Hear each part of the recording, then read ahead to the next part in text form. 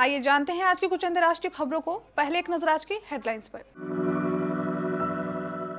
Corona मरीजों में black fungus से बढ़ रही मौतें, केंद्र ने राज्यों को म्यूकरमाइकोसिस को महामारी घोषित करने को कहा।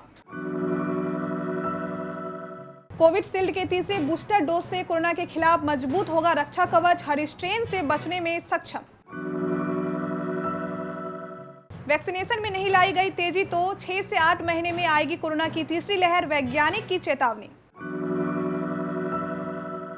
अपमान जैसी तबाही ला सकता है चक्रवात यास, मौसम विभाग ने जताई आशंका। मुंबई के समुद्र में डूबा जहाज, नेवी के रेस्क्यू ऑपरेशन का आज चौथा दिन। अब तक 37 शव बरामद, 38 की लाश में जुटे 5 INS जहाज। दिल्ली में बना बारिश का ऑल टाइम रिकॉर्ड, लू के मौसम में ठंड का एहसास। यूपी में मुख्यमंत्री योगी का बड़ा आदेश, कोविड से हुई मौतों पर राज्य कर्मचारियों के आश्रितों को मिलेगी नौकरी। इजराइल फिलिस्तीन जंग, चीन पर भड़का इजराइल, बोला यहूदी विरोधी मीडिया कवरेज परेशान करने वाली। सोनी लिव की वेब सीरीज में हुमा कुरैशी बनी सियासत की महारानी, जबरदस्त है ट्रेलर। कोरोना संक्रमित पूर्व महिला क्रिकेटर की मां के लिए कोहली ने बढ़ाए मदद के हाथ, इलाज के लिए दिए 6,77,000। केंद्र सरकार ने सभी राज्यों को निर्देश दिया है कि ब्लैक फंगस म्यूकरमाइकोसिस को महामारी घोषित किया जाए। केंद्रीय स्वास्थ्य मंत्रालय ने राज्यों और केंद्र शासित प्रदेशों से कहा कि ब्लैक फंगस को महामारी रोग अधिनियम 1897 के तहत महामारी घोषित किया जाए। इसके साथ ही राज्यों से कहा गया कि हर पुष्ट और संभावित केसों की जानकारी भी केंद्र सरकार को उपलब्ध कराई जाए। स्वास्थ्य मंत्रालय ने यह भी कहा कि ब्लैक फंगस की वजह से कोरोना मरीजों में मृत्यु दर बढ़ रही है। हरियाणा, राजस्थान और तेलंगाना जैसे राज्य पहले ही ब्लैक फंगस को महामारी घोषित कर चुके हैं। अभी अप्रकाशित एक स्टडी रिपोर्ट में पाया गया कि ऑक्सफोर्ड एस्ट्राजेनेका के कोविड-19 वैक्सीन कोविशील्ड का तीसरा बूस्टर डोज बीमारी से बेहद मजबूत और सुरक्षा प्रदान करता है और यह कोरोना के सभी स्ट्रेन से बचाने में शरीर को सक्षम बनाता है। भारत सहित दूसरे देशों में इस टीके के अभी 2 डोज लगाए जाते हैं।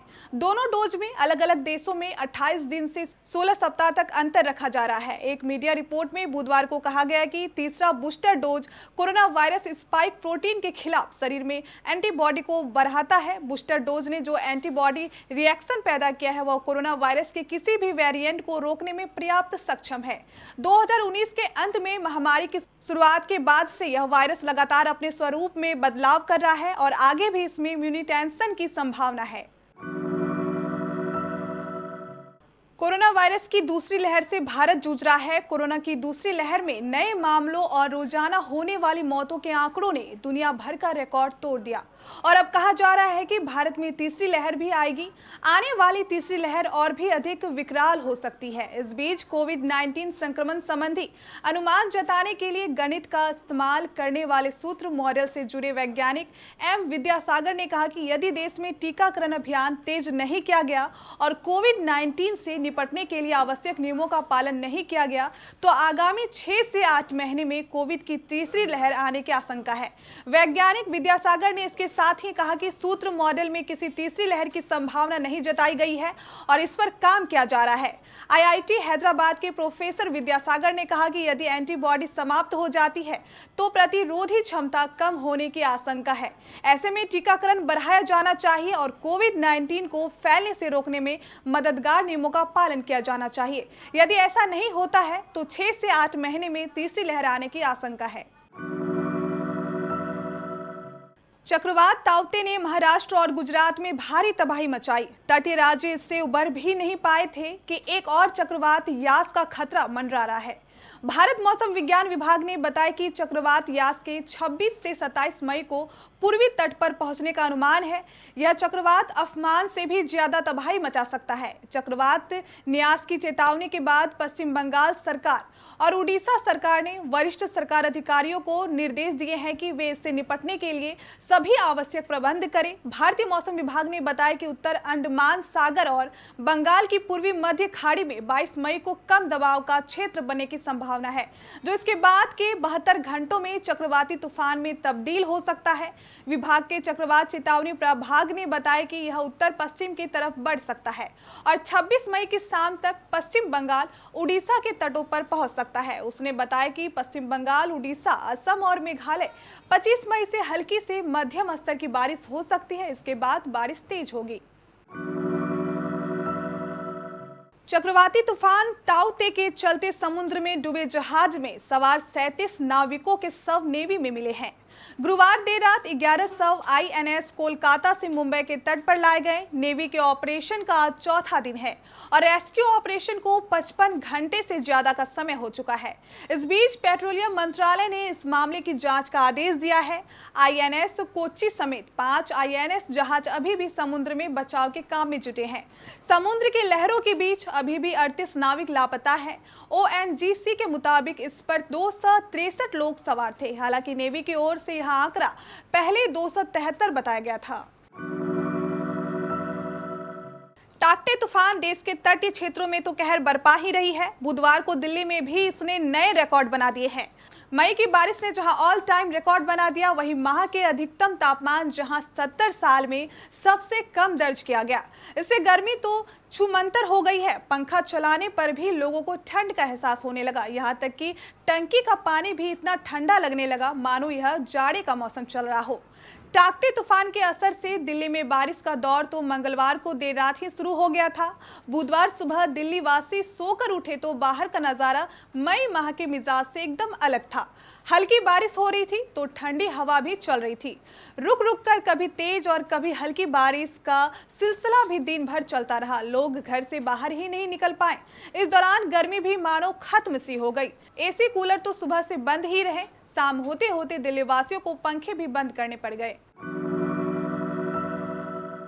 यूपी के मुख्यमंत्री योगी आदित्यनाथ ने बड़ा ऐलान करते हुए कहा कि कोविड संक्रमण के कारण ड्यूटी के दौरान जिन राज्य कर्मचारियों की मृत्यु हो गई है, उनके परिजनों को पूरा सहयोग किया जाएगा। इस संबंध में उन्होंने आदेश भी जारी कर दिए हैं। उन्होंने कहा कि संबंधित परिवार के प्रति पूरी संवेदनशीलता और सहानुभूति के साथ सहयोग किया जाएगा। उन्होंने अफसरों को आदेश देते हुए कहा कि अनुग्रह राशि, मृतक आश्रित की नियुक्ति सहित अन्य प्रक्रियाएं तत्काल पूरी की जाए। इससे जुड़ी कोई भी फाइल लंबित न हो। उन्होंने निर्देश दिया कि मुख्य सचिव द्वारा इस संबंध में तत्काल आदेश जारी किए जाएं। इजराइल और फिलिस्तीन के बीच संघर्ष जारी है। वहीं इस मसले पर चीन खुले तौर पर फिलिस्तीन के समर्थन में आ गया है। चीन की मीडिया भी लगातार फिलिस्तीन के पक्ष में बोल रहा है। इसी को लेकर अब इजरायली दूतावास ने सोशल मीडिया पर पोस्ट के जरिए कड़ा विरोध जताया। इजरायली दूतावास ने अपने पोस्ट में कहा, हम उम्मीद करते हैं कि यहूदियों का दुनिया पर नियंत्रण वाला सिद्धांत अब पुराना हो चुका है। जाहिर है कि यह सिद्धांत एक साजिश के तौर पर लाया गया। दुर्भाग्य से यहूदी विरोधी चेहरा फिर से सामने आया है। सरकार नियंत्रित चीन की मीडिया का खुलेआम यहूदी विरोधी कवरेज परेशान करने वाली है। उत्तर प्रदेश की सियासत को रेखांकित करती Richa Chadha starrer political film madam chief minister के बाद निर्देशक सुभाष कपूर अब बिहार की राजनीति पर वेब सीरीज महारानी लेकर आ रहे हैं। सोनी लिव पर रिलीज के लिए तैयार वेब सीरीज में हुमा कुरैशी शीर्षक किरदार में है।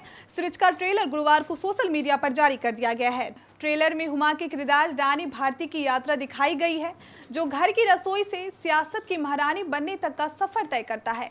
हालांकि सियासत की सीढ़ियां चढ़ना उसकी मर्जी या महत्वाकांक्षा नहीं होती, बल्कि हालात के चलते उसे ऐसा करना पड़ता है। भारतीय कप्तान विराट कोहली पूर्व महिला क्रिकेटर KS स्रवंती नायडू की मां की मदद के लिए आगे आए हैं। स्रवंती की मां SK सुमन कोरोना वायरस से संक्रमित है और उनका अस्पताल में इलाज चल रहा है। इस मुश्किल समय में कोहली ने उनकी आर्थिक रूप से मदद की है और उन्हें 6,77,000 रुपए दिए हैं। एक रिपोर्ट के अनुसार स्रवंती ने मदद के लिए BCCI, हैदराबाद क्रिकेट संघ और दूसरे क्रिकेट संघों से गुहार लगाई थी। भारत के फील्डिंग कोच R श्रीधर ने भी अपने इंस्टाग्राम स्टोरी पर लोगों से उनकी मदद करने की अपील की थी। BCCI दक्षिण क्षेत्र की पूर्व संयोजक और BCCI के पूर्व अध्यक्ष N शिवलाल यादव की बहन N विद्या यादव ने एक ट्वीट में कोहली को टैग किया था, जिसमें उन्होंने स्रवंती के लिए मदद मांगी थी। स्रवंती अपने माता पिता के कोरोना पॉजिटिव होने पर 16 लाख रुपए पहले ही खर्च कर चुकी है।